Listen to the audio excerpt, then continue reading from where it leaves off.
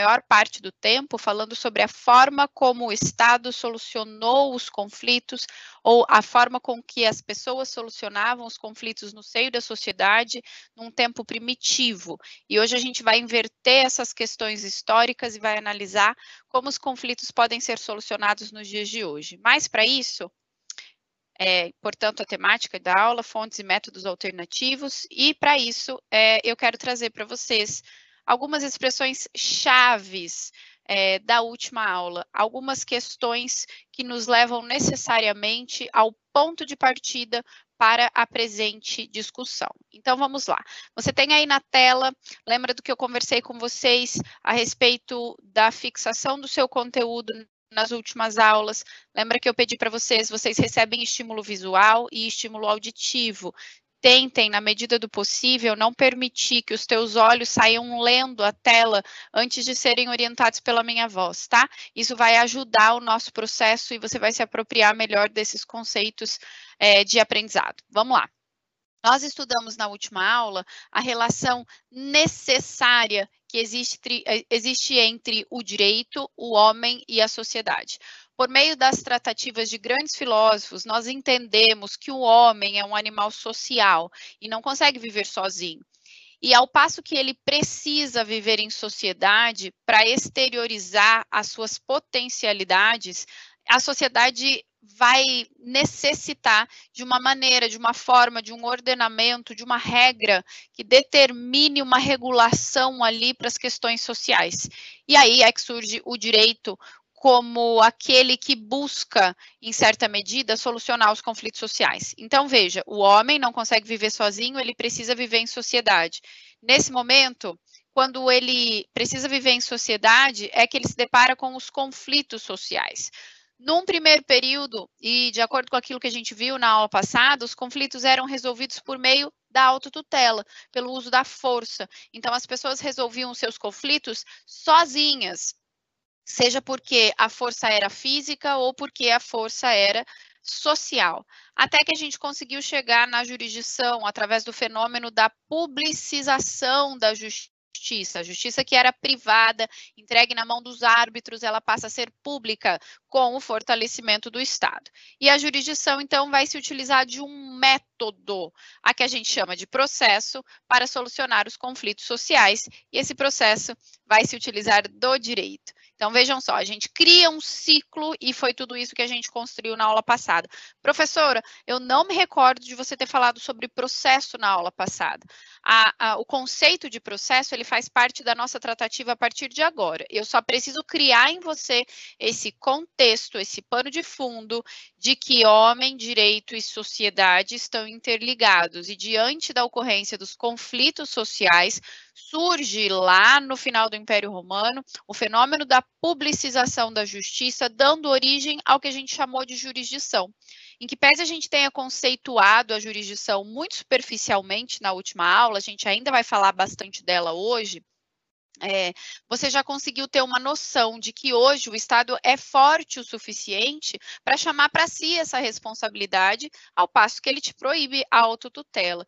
O Estado, então, utiliza da jurisdição como o poder, o dever e a atividade, foi esse o conceito que a gente construiu, é poder porque só ele detém o monopólio do poder judiciário, e a gente vai falar bastante sobre essa história de monopólio hoje em dia, é dever, porque se ele te proíbe de solucionar sozinho, ele se responsabiliza por isso, e é atividade porque foi criado todo um poder judiciário para dar conta dessa logística da solução dos conflitos sociais por meio do Estado, ok? Então, esse era o pano de fundo, essas eram as questões históricas que a gente precisava alcançar para a gente entender como acontece hoje. Mas o que eu quero focar disso tudo que a gente entendeu na aula passada, para a gente começar a aula de hoje de um ponto, de uma origem. Vejam só. Nós falamos sobre a autotutela e eu queria transformar essa expressão, inclusive que foi o objeto da nossa divisão, né? Nós utilizamos a expressão autotutela e eu expliquei para vocês, tutela é proteção, autotutela sou eu mesmo cuidando de mim, eu mesmo resolvo os meus conflitos, eu me protejo. Quando o Estado vem e me proíbe, a gente viu isso lá na situação problema, lembra? A respeito daquele contrato de compra e venda do veículo, quando o Estado vem e me proíbe e fala assim, olha, vem para mim, me chama, eu te dou acesso até o meu poder para que você possa resolver os conflitos por meio da jurisdição. Ele te proíbe de exercer arbitrariamente as suas próprias razões. Então, eu quero que vocês entendam essa expressão agora do exercício arbitrário das próprias razões como o contexto da proibição da autotutela. Então, você, hoje, que está tutelado, protegido pelo Estado, não pode exercer arbitrariamente a seu bel prazer, por sua vontade, as suas próprias razões. Mesmo que você entenda que, de alguma maneira, você está certo naquele conflito, mesmo que você entenda ter direito a determinada pretensão. Você não pode agir sozinho. O Estado vai agir por você. E aí, como que o Estado vai agir? Prestem atenção.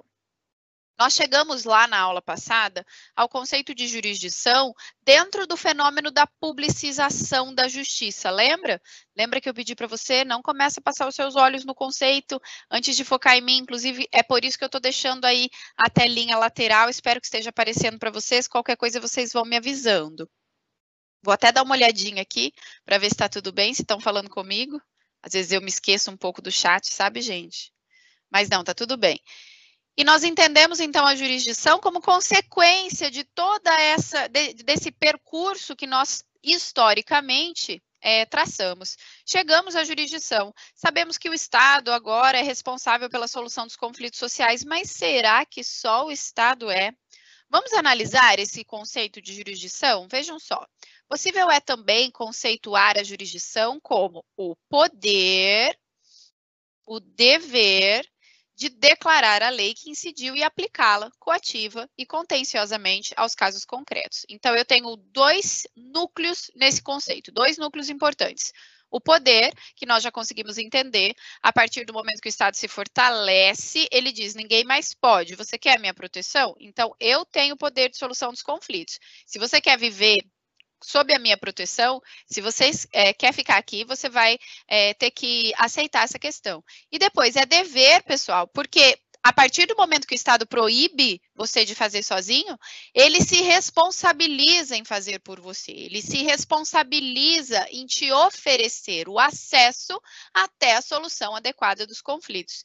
E eu, professora Lívia, isso não está dentro desse conceito, adicionaria aqui um terceiro núcleo, a atividade, porque o Estado precisou criar todo um poder judiciário para dar conta da solução dos conflitos sociais. Então, nós vimos lá na aula passada, por exemplo, quando eu mostrei para vocês o organograma do Poder Judiciário, quando eu mostrei como o Poder Judiciário funcionava, a gente viu que a gente tem lá a primeira instância, a segunda instância, os tribunais superiores. Professora, por que eu precisei criar a Justiça do Trabalho? Por que eu criei Justiça Comum? Por que eu criei Tribunal Eleitoral? Por que eu criei STF e STJ?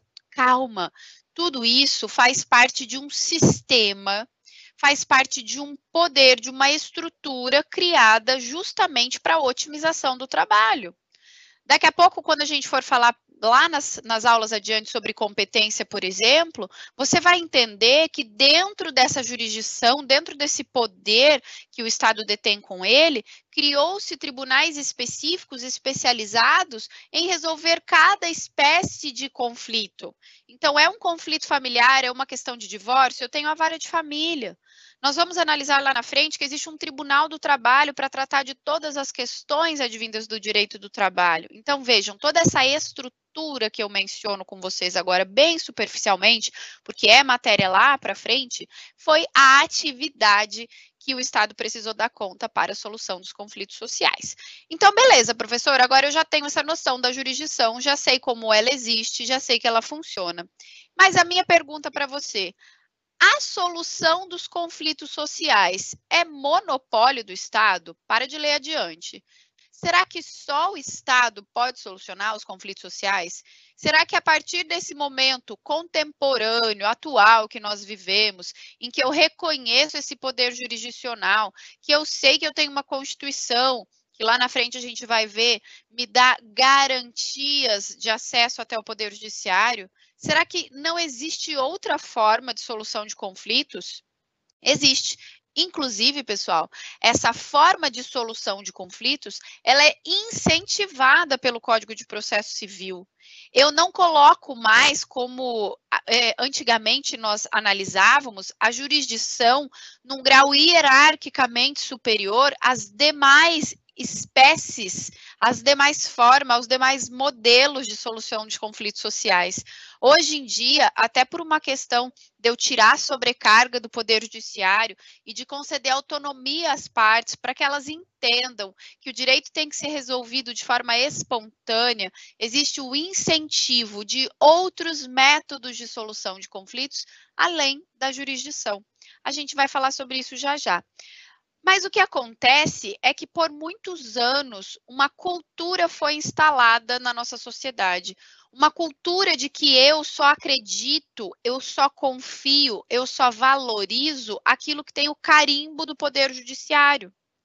Muitos de nós ainda pensamos que resolver uma tratativa conflituosa, um negócio jurídico que eu preciso corrigir, uma questão que pode ser resolvida num cartório extrajudicial, por exemplo, uma ação de uso capião, inventário, divórcio extrajudicial, inúmeras maneiras que eu tenho de solucionar esses pequenos problemas, esses pequenos conflitos sociais. Muitos de nós ainda acreditamos que esses meios extra-poder judiciários não têm validade. Muitos ainda acreditam que eles não são tão importantes, tão confiáveis como o Poder Judiciário. E é essa a nossa grande barreira nos dias de hoje. É esse o meu papel como professora de vocês, incentivá-los a esse contexto não adversarial do processo. Vou dar um exemplo para vocês. No começo das nossas aulas, e os exemplos sempre virão, viu, gente? Os exemplos são muito importantes para que os alunos de processo consigam entender esse contexto. No começo das nossas aulas, eu conversei com vocês, contei para vocês que sou advogada. Na última semana, no meu escritório, eu estava prestes a finalizar um acordo de dissolução de união estável. Então, em que pese houvesse uma medida protetiva entre esse casal, então era um homem e uma mulher que conviviam em regime de união estável há 15 anos. Só que no final do relacionamento, as coisas foram caminhando de uma forma que eles se tornaram violentos em suas discussões, o homem acabou extrapolando, o marido acabou extrapolando, convivente, um pouco as suas atribuições, e aí ele acabou agredindo a minha cliente. Então, nós fizemos um pedido para resguardá-la, protegê-la por meio de uma medida protetiva, mas mesmo assim, diante dessa tratativa, havendo a medida protetiva, por meio dos advogados, eu e o advogado da outra parte, nós estávamos tentando estabelecer uma questão, um acordo consensual. Principalmente porque eles tinham filhos, e isso ia fazer bem para as crianças, ia fazer bem para eles, e, portanto, mesmo na vigência da tratativa da medida protetiva, estávamos tentando estabelecer um acordo. Trocando e-mails, olha, que tal fazer isso? O patrimônio vai ficar assim, a guarda das crianças assim, pensão alimentícia assim, tudo isso aconteceu. Belezinha? Entretanto, num belo sábado à tarde, eu recebo uma mensagem no meu celular: doutora, boa tarde, o advogado outra parte. Segue a decisão liminar concedida ontem pelo juiz, sexta-feira, para que o pai pegue as crianças, fique com a guarda provisória das crianças. Então, veja, o que aconteceu aí? O senso ético, a barreira ética foi quebrada, nós estávamos em procedimento de acordo, ambas as partes, eu e a cliente, confiando nisso, e o cara já tinha entrado com a ação já estava correndo, eu nem tive oportunidade de me defender, e já veio ali uma decisão de urgência. Claro que isso é questionável, recorrível, né? A gente já conseguiu alterar esse quadro, principalmente por conta da situação da medida protetiva. Mas o que aconteceu? Segundo o advogado, a parte contrária não confiou que um acordo seria interessante naquela situação. E ele meio que pediu para o advogado ser um pouco mais contencioso, um pouco mais litigioso e pediu para que entrasse com a ação no formato de ação litigiosa. Olha que judiação, perdemos a oportunidade do acordo, né? Esse ainda é um grande problema. Vamos para a tela? Vamos lá, o que diz?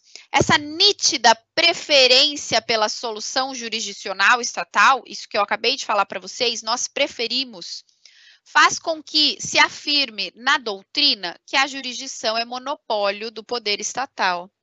É preciso esclarecer, todavia, que esse caráter monopolizador da atividade jurisdicional do Estado não impede que, autorizados por lei, possam os interessados optar por meio não estatal de exercícios de jurisdição. Então, veja, o que o Wambier fala para nós nesse conceito? Ele fala assim, prestem atenção, existe uma preferência pela tratativa do Poder Judiciário.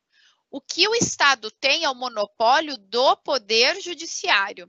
Entretanto, o próprio Estado autoriza outras formas de solução de conflitos. E se as partes quiserem optar por uma dessas formas autorizadas pelo Estado, elas podem fazer. Entenderam? Legal, né? Vamos, então, às fontes expressas de solução de conflitos alheias ao Poder Judiciário, alheias à jurisdição. Deixa eu acompanhar meu chat, como é que estão aqui. As perguntas aqui são para vocês, não são para mim. Tem um aluno aí questionando a primeira aula. Eu espero de verdade que você consiga, querido. Vamos lá. Artigo 3º do Código de Processo Civil diz: não se excluirá da apreciação jurisdicional a ameaça ou lesão ao direito.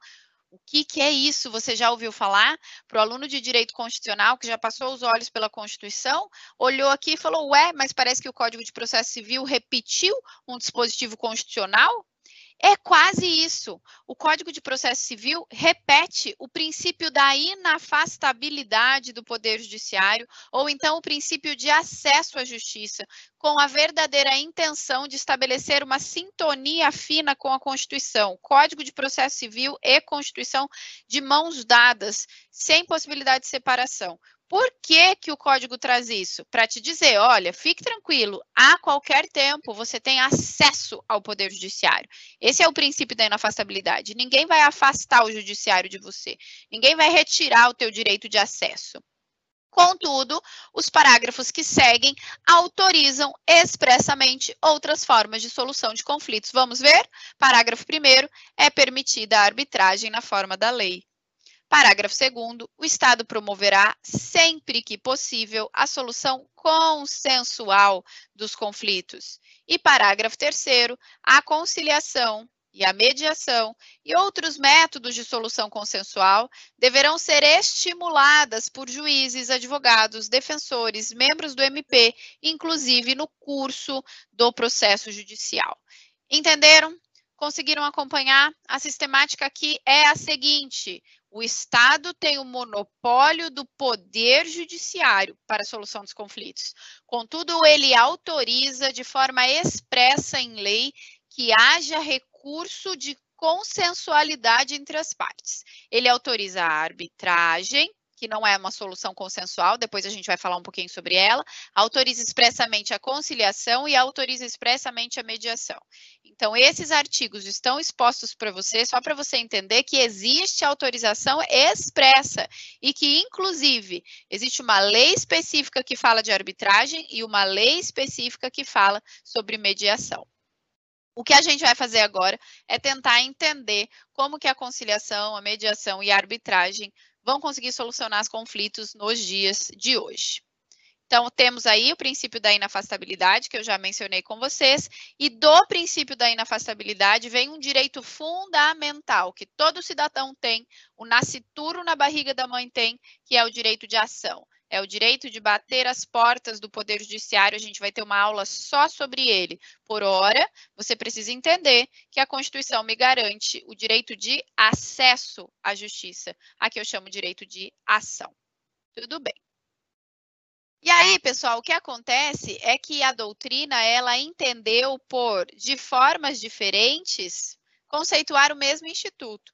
Então, a doutrina utiliza diferentes expressões para caracterizar esses métodos alternativos à solução de conflito estatal. Então, vocês vão ler meios adequados de solução de conflitos, modelo multiportas de solução de conflito, métodos paralelos de solução de conflitos, ou o mais arcaico, que era utilizado pelo Código Antigo, meios alternativos de solução de conflitos. Professora, você quer que eu use o quê? O que você conseguir entender melhor, aquilo que você se adaptar mais fácil. Eu vou te mostrar qual eu gosto mais e vou te mostrar por que eu gosto mais desse. Vejam. Eu gosto mais do modelo multiportas, mas eu já vou chegar lá. O professor Vambier, a quem eu acabei de citar agora, ele fala em meios adequados de solução de conflitos. Por que ele fala assim? Porque na visão do professor Vambier, às vezes eu tenho um meio mais adequado à solução do meu conflito do que o próprio judiciário.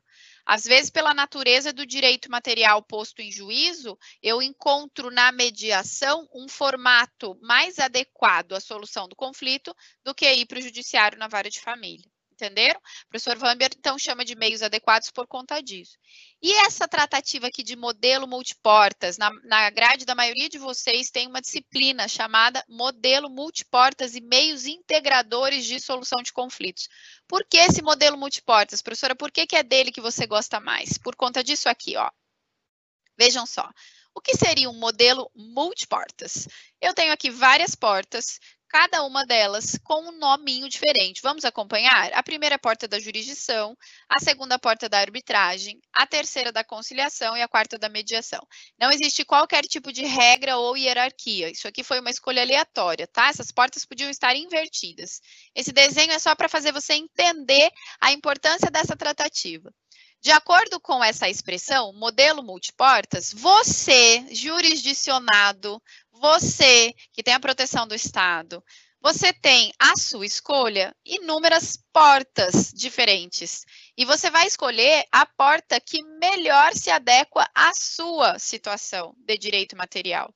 Você tem inúmeras portas e vai escolher a porta que mais se adequa à sua situação.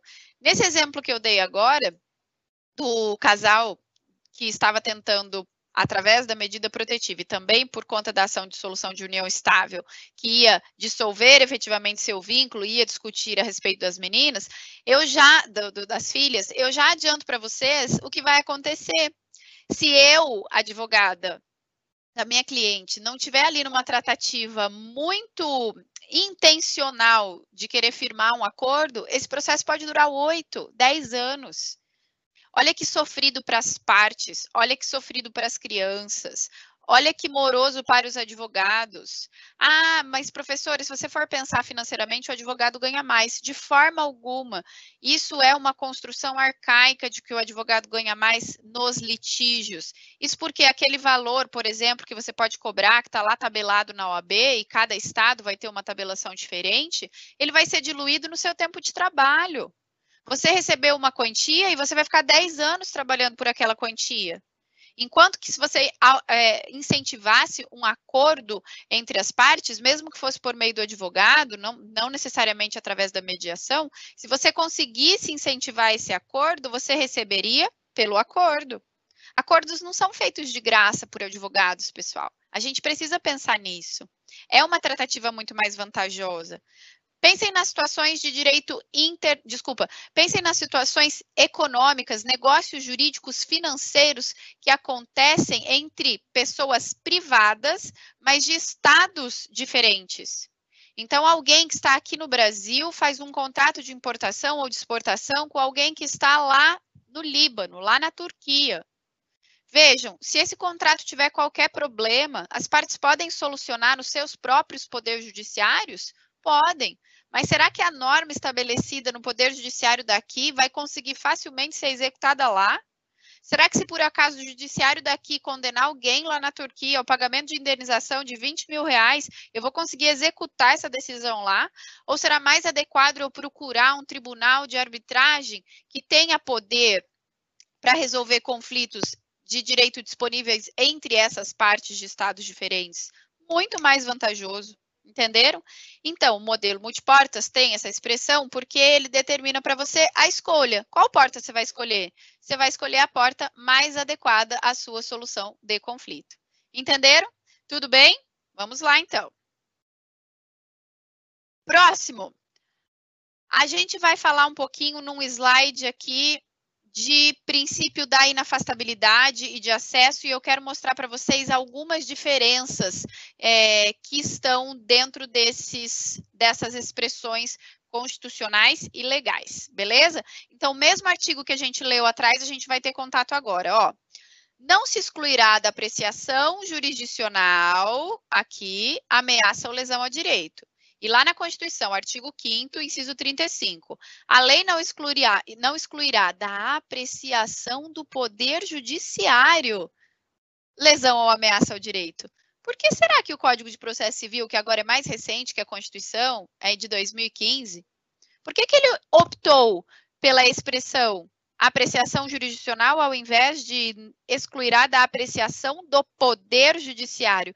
Justamente por conta disso, porque a gente entende que a atividade jurisdicional não é mais monopólio do Estado. A atividade jurisdicional, resolução dos conflitos, pode ser feita por outros métodos. O que é monopólio do Estado é o poder judiciário. Isso é monopólio do Estado, tá? Então, pessoal, esses métodos de solução de conflitos, mediação, arbitragem, jurisdição, eles vão coexistir harmonicamente. É possível que todos eles existam, inclusive, para nosso benefício. Vamos começar agora a análise de cada uma das espécies de solução extra-jurisdição. Vamos ver. Nós vamos começar pela arbitragem. A arbitragem, eu já disse para vocês, ela está lá autorizada expressamente no artigo 3º, parágrafo 1º do Código de Processo, mas ela tem lei específica também, já já a gente vai falar dela. O que é a arbitragem? Olha o conceitinho da tela. É o meio privado, jurisdicional e alternativo. Então, olha, também é jurisdicional, porque vai resolver aí um conflito, né? Dissolução de conflitos decorrentes de direitos patrimoniais e disponíveis. Então, só pode direito patrimonial disponível. Só posso mexer com dinheiro lá. Por sentença arbitral, vai haver uma sentença naquele procedimento, definida como título executivo. Então, aquela sentença é um título. Vai ser prolatada pelo árbitro, que é juiz de fato e de direito, normalmente especialista na matéria controvertida. Então, olha que interessante. Você está lá brigando por conta dessa questão de importação e exportação, existem tribunais internacionais de arbitragem especializados em comércio. Lá na China, onde estão os maiores escritórios de arbitragem, a fonte do comércio mundial, né, da exportação mundial, existem escritórios gigantescos de advogados especializados na certificação desse modelo de solução de conflitos sociais. E os caras que estão lá dentro desse tribunal arbitral, os árbitros, eles entendem muito mais de comércio, das tratativas internacionais, desses negócios jurídicos de bilateralidade internacional do que o próprio juiz que está aqui, entenderam? Beleza. A lei da arbitragem é a lei 9.307 de 96 e ela sofreu uma pequena modificação em 2015, então tem que ficar atento, tá, gente? Se o seu vademecum, o suporte legislativo que você está usando, ele é anterior a 2015, tem modificação lá que não deve ainda estar na tua lei. Então, vamos ver, a gente vai começar analisando a cláusula compromissória ou compromisso arbitral. O artigo 4º da lei de arbitragem. A cláusula compromissória é a convenção através da qual as partes, em um contrato, comprometem-se a submeter à arbitragem os litígios que possam vir a surgir. Então, vejam, a cláusula, como o próprio nome diz, é uma cláusula que você inseriu dentro do seu contrato. Seu contrato tratava lá o negócio de exportação ou importação. Mas existia uma cláusula prevendo que vocês recorreriam à arbitragem e não ao Poder Judiciário. Diferentemente, o compromisso, ele é um contrato, é uma convenção. O objeto do contrato é a arbitragem. Diferente da cláusula, onde o objeto do contrato era a sua negociação. Então, no compromisso arbitral, você e a outra parte estabelecem um contrato efetivamente, já com todas as regras que deverão ser utilizadas na solução do seu conflito, se ele houver, tá? Opa, andou sozinho aqui, gente. Espera aí. O que aconteceu? Tá andando sozinho o meu slide aqui. Aí, beleza. Então, essa é a diferença de cláusula e de compromisso. Vamos falar um pouquinho sobre o árbitro e a sentença. Pode ser árbitro qualquer pessoa capaz e que tenha confiança das partes. Portanto, o árbitro, segundo a nossa lei, pode ser qualquer pessoa capaz que tenha confiança das partes. E artigo 18, o árbitro é juiz de fato e de direito e a sentença que proferir não fica sujeita a recurso ou a homologação pelo Poder Judiciário. O artigo 18, então, está dizendo para mim que a validade, a força da sentença arbitral é a mesma da sentença no judiciário. Entretanto, artigo 33, a parte interessada poderá pleitear ao órgão do Poder Judiciário competente a declaração de nulidade da sentença arbitral. Então, quando isso vai poder acontecer, gente? Eu só consigo derrubar a sentença arbitral se ela for nula, se ela não preencher os requisitos da lei de arbitragem para a sentença, tá? É só assim que eu consigo derrubar. Beleza? Professora, foi rápido demais. Fiquem tranquilos, vocês têm uma matéria chamada de modelos multiportas e meios integradores em que vocês vão estudar tudo isso. Isso aqui para nós é só superficial mesmo para você entender mais ou menos a dinâmica e como funciona, tá? Depois a gente vai falar mais um pouquinho sobre isso lá na nossa situação problema. E aí, pessoal, o que eu quero trazer para vocês é que, a partir do momento em que eu e você escolhemos, fizemos essa tratativa, essa escolha de o nosso processo, o nosso conflito ser resolvido pelo tribunal de arbitragem, seja por meio da cláusula ou por meio do compromisso, eu não posso ir até o judiciário. Se eu chegar no judiciário e o juiz perceber que existia um compromisso de arbitragem, ele vai dizer, ó, aqui não. A gente vai precisar encaminhar a sua ação para o tribunal arbitral. Isso porque a gente classifica a arbitragem, a cláusula compromissória, o compromisso arbitral, como sendo um pressuposto negativo no processo. Ao passo que, existindo o compromisso, existindo a cláusula, o processo não vai poder acontecer de forma válida, tá? A gente, quando for estudar os pressupostos processuais, vou voltar nisso aqui com vocês para que vocês consigam entender melhor. Vamos lá. Deixa eu passar a borracha lá.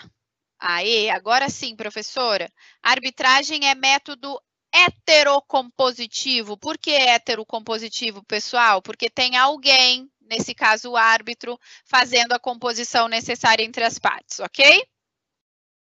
Depois disso, além dos métodos heterocompositivos, eu tenho métodos autocompositivos. Para quem aí já pensou na figura do juiz estatal, jurisdição, também é um método heterocompositivo, tá? Por quê? Porque tem um terceiro alheio ao conflito agindo ali entre as partes. Beleza. Mas eu também tenho métodos autocompositivos, em que as partes vão chegar até um acordo. E como esses métodos autocompositivos vão funcionar, professora? Para nós, os métodos autocompositivos são mediação e conciliação. É eles que a gente vai começar a estudar são eles que a gente vai começar a estudar a partir de agora. Vejam lá, olha o que Didier está falando para nós. A forma de solução de conflito pelo consentimento espontâneo dos contendores em sacrificar o interesse próprio, no todo ou em parte, em favor de interesse alheio, é autocomposição. Então, vejam, se eu estou disposta em abrir concessões, em conversar, em estipular essa tratativa de acordo, isso é método autocompositivo.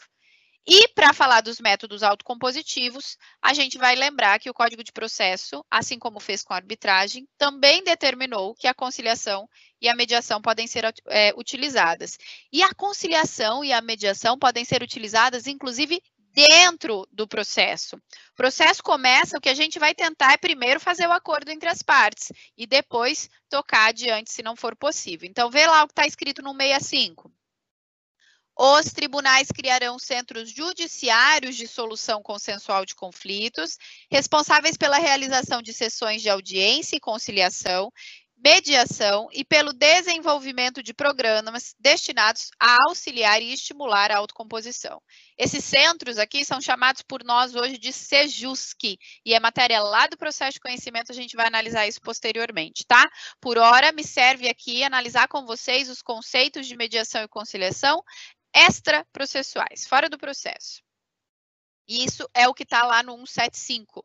que esses métodos podem acontecer dentro ou fora do processo, porque eles não excluem outras formas de solução extrajudicial. Vamos lá, então. Vamos estabelecer já o que é a conciliação e a mediação e a diferença entre elas?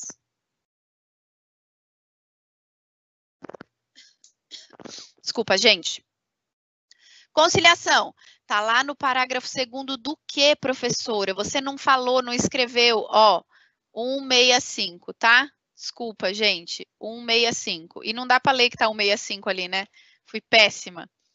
Artigo 165, vamos lá, parágrafo 2º. O conciliador, que atuará preferencialmente nos casos em que não houver vínculo anterior entre as partes, poderá sugerir solução para o litígio, sendo vedada a utilização de qualquer tipo de constrangimento ou intimidação para que as partes conciliem. O conciliador, portanto, pode sugerir soluções. Vejam, por que o código fala que o conciliador preferencialmente atua onde as partes não têm vínculo? Porque a intenção não é restabelecer o vínculo.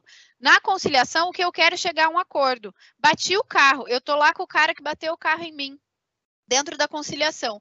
E aí, vamos conversar? A gente vai chegar num acordo? Eu preciso ficar amiga do cara? Não, não preciso. É só tentar ali a tratativa do acordo, efetivamente. Por isso que o conciliador pode sugerir, olha, que tal você paga a franquia dele e o seguro dele cobre teu carro? Vamos fazer dessa forma, tá? Já a mediação atuará preferencialmente nos casos em que houver vínculo anterior entre as partes. Então, as partes já tinham um vínculo anterior. E auxiliará os interessados a compreender as questões e os interesses em conflito, de modo que eles possam, pelo restabelecimento da comunicação, identificar por si próprios soluções consensuais. A intenção da mediação, portanto, pessoal, não é fazer com que o mediador possa sugerir uma solução. Não, o mediador não pode fazer isso. É fazer com que as partes restabeleçam a comunicação. Ninguém quer nem olhar na cara do outro. Não, peraí, vamos conversar, vamos restabelecer essa comunicação. E a partir desse momento, torna-se possível que eles possam, então, entrar num acordo. É isso que a mediação faz. Tá? Normalmente a mediação é utilizada nos casos de direito de família, nos casos de brigas ou então questões que envolvam empresas de família, vizinhos, a gente utiliza muito também. A lei de mediação é a lei 13.140 de 2015 e no artigo 1º, parágrafo único, ela traz um conceito de mediação, que é a atividade técnica exercida por terceiro imparcial, sem poder decisório. Por isso que é autocompositivo, lembra? Lá na arbitragem e na jurisdição, o árbitro e o juiz têm poder decisório. É escolhido ou aceito pelas partes e auxilia a estimular e identificar ou desenvolver uma solução consensual para a controvérsia. Não há interferência do mediador. Ele apenas vai fazer, facilitar, ele vai ser um facilitador da comunicação. Tudo bem? Belezinha? Então, vamos lá. Isso aqui é um lembrete para vocês de que a mediação, ela pode ser... Tô vendo que eu tenho um monte de coisa aqui para falar. A gente já vai chegar, tá? A gente já vai chegar no momento da interação. Tô vendo que eu tenho um monte de coisas ali publicadas para mim. Ela pode ser endoprocessual ou extraprocessual, as duas. Podem haver câmaras de mediação e de conciliação extraprocessuais e pode haver dentro do judiciário o SEJUSC que vão cuidar dessa mediação e conciliação. Beleza, então eu vi a arbitragem, eu vi a conciliação, eu vi a mediação. Onde eu cheguei? Faltou a jurisdição, não faltou? Não, não faltou, sabe por quê? Tudo que a gente vai ver daqui para frente é a jurisdição. Eu expliquei para vocês os métodos autocompositivos, heterocompositivos. Dentro dos heterocompositivos está a jurisdição por meio do Poder Judiciário, e esse sim que é monopólio do Estado. E aí, professora, essa é a nossa tratativa de TGP até o final do semestre. É certo que a gente precisa refletir e entender que a jurisdição, como uma das portas adequadas para a solução de conflitos, em algum momento vai precisar ser utilizada. Tem horas que a tratativa não se dá pelos outros métodos e eu preciso utilizar a jurisdição. E a jurisdição, ela está inserida nesse tripé aqui, ó. esses que eu apresento a vocês são os 3 pilares de toda a teoria geral do processo. Essa ação aqui é o quê, professora? É o direito de ação que você viu lá atrás. A jurisdição, professora, é poder, dever e atividade do Estado na solução dos conflitos, lembra? E o processo? O processo é o meio, é o método utilizado pela jurisdição para a solução dos conflitos sociais. Então, através do direito de ação, provoca-se a jurisdição que se utiliza do processo para a solução dos conflitos. Essa é a adequada integração dos 3 pilares da teoria geral do processo. Através do direito de ação, provoca-se a jurisdição que se utiliza do processo para a solução dos conflitos. Belezinha? Tudo bem? Olha aí o conceitinho de processo que eu trouxe para vocês. Borracha. Processo é o mecanismo de exercício do poder democrático estatal e é através dele que são construídos os atos jurisdicionais. Então, professora, ó, vou desenhar aqui uma linha do tempo para vocês, tá? Isso aqui é uma linha do tempo processual. Eu não posso dizer para você, deixa eu ver como é que eu estou de tempo. Tem ainda. Eu não posso dizer para você que eu tem uma linha do tempo de processo. Uma linha do tempo processual, ela vai começar como? Por meio de uma petição inicial, matéria do semestre que vem. Eu vou provocar a jurisdição, e aí eu vou mandar citar o réu vai apresentar a defesa. Isso são atos processuais. São atos que vão dar origem ao procedimento, que a gente vai ver daqui a pouco. Mas o processo em si é aquele triângulo que a gente viu lá na aula passada, é aquela relação jurídica processual, lembra? Entre autor, juiz e réu. Você não consegue pegar o processo, o que você pega são os autos do processo. Mas o processo ele pode se materializar por meio do procedimento, que é essa disposição organizada dos atos processuais. Então, vejam só. Artigo 2º, CPC. O processo começa por iniciativa da parte, direito de ação, eu tenho que provocar a jurisdição, e se desenvolve por impulso oficial. Esse é o princípio da inércia lá na jurisdição. A gente vai falar dos princípios numa aula inteira, tá? A gente vai ter uma aula só dos princípios. Depois dessa consecução do princípio da inércia, que eu entendo que a jurisdição é inerte, ela fica lá parada e eu preciso provocar, através do direito de ação, eu provoco a jurisdição que se utiliza do processo para a solução dos conflitos. O processo ele se materializa no procedimento. É através do procedimento, que é a disposição organizada dos atos, lembra? Primeiro petição inicial, depois citação, depois audiência, depois defesa. É através do procedimento que eu chego até uma decisão final. A nossa matéria daqui para frente é estudar isso, como isso tudo vai poder acontecer. De forma bem técnica, como que vai acontecer? Procedimento, portanto, é o conjunto de atos consecutivos e dialéticos que permitem a materialização do processo.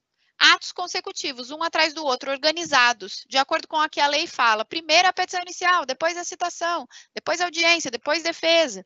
Você não precisa saber essa ordem agora. Isso é matéria para o próximo semestre. Agora eu vou ensinar para vocês como que o procedimento vai acontecer. Como que esse método escolhido pela jurisdição para solucionar os conflitos sociais vai acontecer na prática. Beleza? Vejam lá. Antes de eu entrar na minha situação problema, eu vou para minhas perguntinhas publicadas, porque eu tenho receio da gente não conseguir entrar. Vamos sim, vamos conseguir. Alguém mandou uma pergunta aqui, né? Uma pergunta que ele pegou de algum lugar.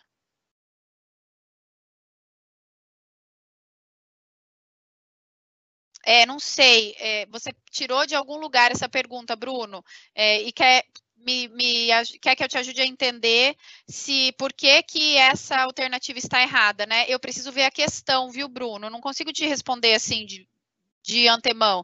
Me incomoda um pouco essa questão aqui, buscando unificar soluções. Não sei o que quer dizer isso, buscando unificar soluções. Eu não sei se a mesma solução para um caso concreto pode ser dada para todo mundo. Talvez o erro esteja aí, tá, Bruno? Não é porque eu e você nos envolvemos em acidentes de trânsito divergentes que a solução para o caso vai ser a mesma. A gente tem que olhar as especificidades. Tem como iniciar o divórcio através da mediação ou arbitragem? A Paloma perguntou. Paloma, a gente só tem que tomar um pouquinho de cuidado, isso vocês vão ver lá nas aulas de direito de família, que os procedimentos de divórcio, quando eles envolvem menores de idade, quando os menores estão na tratativa do divórcio, eu vou precisar obrigatoriamente da fiscalização do Ministério Público, porque o Ministério Público ele vai tutelar, vai proteger os interesses do menor. Então, o divórcio ele pode ser feito dentro da mediação extraprocessual, se eu não estiver envolvendo crianças. Se eu estiver envolvendo crianças, pode ser a mediação, mas dentro do processo, dentro da jurisdição, tá? Lá no Sejusc. Tem sim, Paloma, no Sejusc, ó, o Beto respondeu. Lá no Sejusc, pode sim. Os slides ficarão disponíveis para impressão? Me parece que não, Daniela, não sei. Isso eu vou me informar. Me cobra a respeito disso na semana que vem. Modelo multiportas, adorei. Obrigada, eu também adoro. Você está seguindo o livro do AVA? Foi da análise diagnóstica. Ah, tá, Bruno, eu espero que eu tenha conseguido responder, então. Queridos, eu estou, sim, seguindo o livro do AVA. O que acontece é o seguinte, às vezes o livro do AVA posterga algum conceito que eu acho que eu vou precisar com vocês agora, e aí eu trago esse conceito.